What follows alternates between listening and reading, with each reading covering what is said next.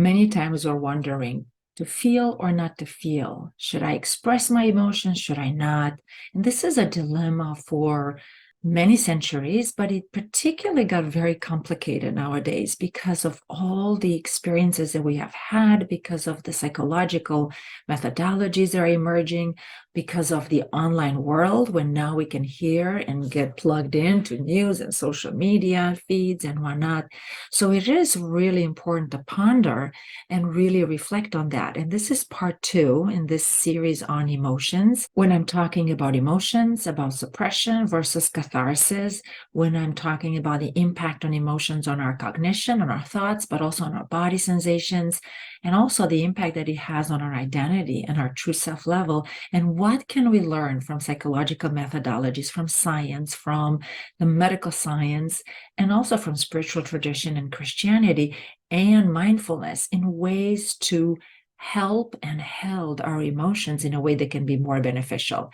And if you don't know me, I'm Dr. Ioana Popa from Team for the Soul, and I love the intersection between science, psychology, spiritual care, Christian faith. Because of my background, I've been swimming in all these worlds for many decades now, initially as a physician, then as a psychiatrist, and then a life coach, also training internal family system and psychosynthesis, and also spiritual care, non-denominational, and just finished my master in theological studies. So trying to bring those conversations and finding bridges among them has been my passion. And I'm here to bring this conversation in part 2 is expressing emotions at the fullest, really helpful. So let's dive right in.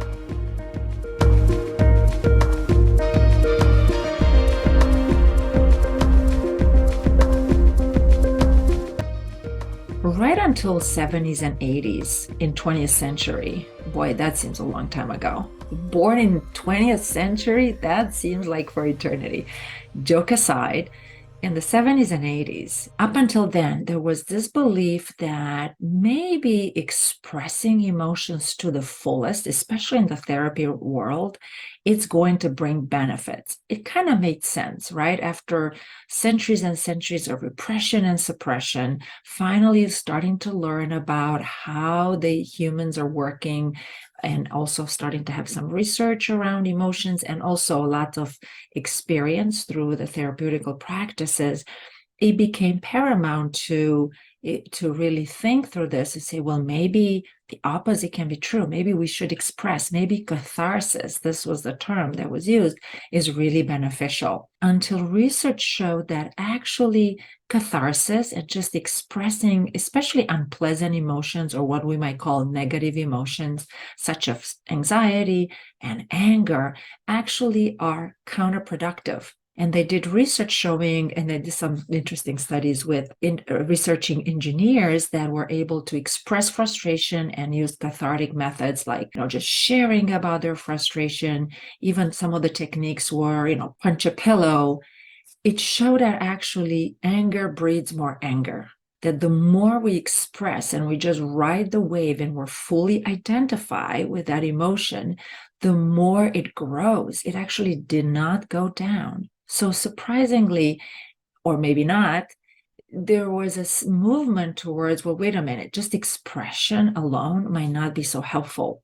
And mindfulness techniques have been, and which is started as a spiritual tradition in the East, really pinpoint to the sense of when we are aware, there's a sense of detachment from our emotions, not like we're suppressing them, but we're noticing the wave of them has brought in the sense of there is another way, which I'll unpack more in another episode. So in a certain sense, staying fully in our emotions and allowing them fully to grab a hold of us without any witnessing, without any sense of control, what it does to us, it first of all depletes the body, nervous system.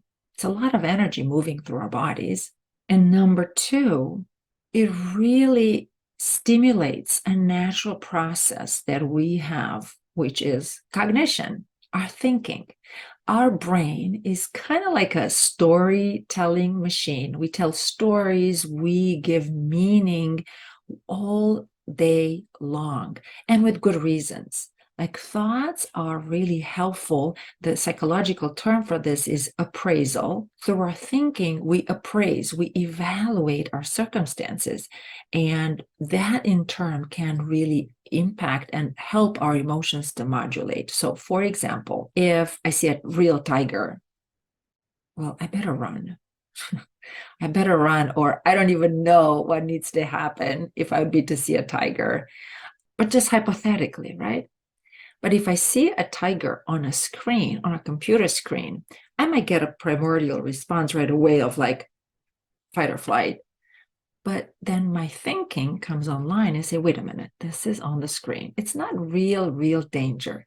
So thoughts are extremely helpful, but to a point, like anything else in our bodies, everything, any organ is helpful, but in balance. The same is with our thoughts and our emotions. When they're in balance, our thoughts sometimes can escalate emotions. So sometimes the stories that we say, our conditions are related to our past, and that in effect will make our emotions even more intense. And I've seen that with people. We get into those escalating processes where actually our thoughts are not very helpful. We're making more and more stories and more reasons why I've been wronged by other people and why they should apologize or they should fix this and that. And in a certain sense, it only increases our emotional reactivity. And the most subtle change that I've seen by fully allowing us to embody our emotions 100% is when we start believing the stories we're saying to ourselves because of these emotions, and they change us at an identity level. So I'll give you some examples. Let's say that I get frustrated and angered, and I starting to create the story that bad things happen to me. I might move into a position of victimhood, kind of deep down thinking everyone is wrong and they're having something against me. And that's not a good identity to have. And it's sometimes happen in explicit ways, but sometimes it's deep down in an unconscious, subconscious. And I'm a witness to that because most people have kind of a victim part, and I've identified in myself. But this is one of the conditionings and one of those side effects of expressing emotions and believing the stories that they're saying. Another example of believing stories that might not be so helpful, if the emotions are constantly allowed to be expressed, we might draw the conclusion, oh, I'm just an emotional person. It's so terrible. I can never be stable. And that is not a good identity to have either. Other stories that can come in is that maybe we're helpless or hopeless, or there is something wrong with me, or that I'm ashamed all the time because there's something terrible happening to me. And those feelings and stories will reinforce different patterns, which are not necessarily always helpful. And my last example has to do with a phenomenon that we've all seen with the online different platforms and social media platforms, especially after COVID, after everyone all of a sudden hopped on the online world and discovered forums and different social media platforms, that although on some level we're all entitled to our opinion, what is happening is that sometimes people express their opinion fully embodying their emotions and their stories, and that coupled with a social dynamic, and that in itself might not be a problem, but magnify that by hundreds and thousands and 10,000s of people that might come on the online platform, the emotions then are like a fire that just starts exploding and starts firing up. This is a phenomenon described in social psychology. When we are in groups, those emotions are literally spreading like wildfire. And we have seen that in the news, in the social media, the polarities that have been plaguing our experiences online.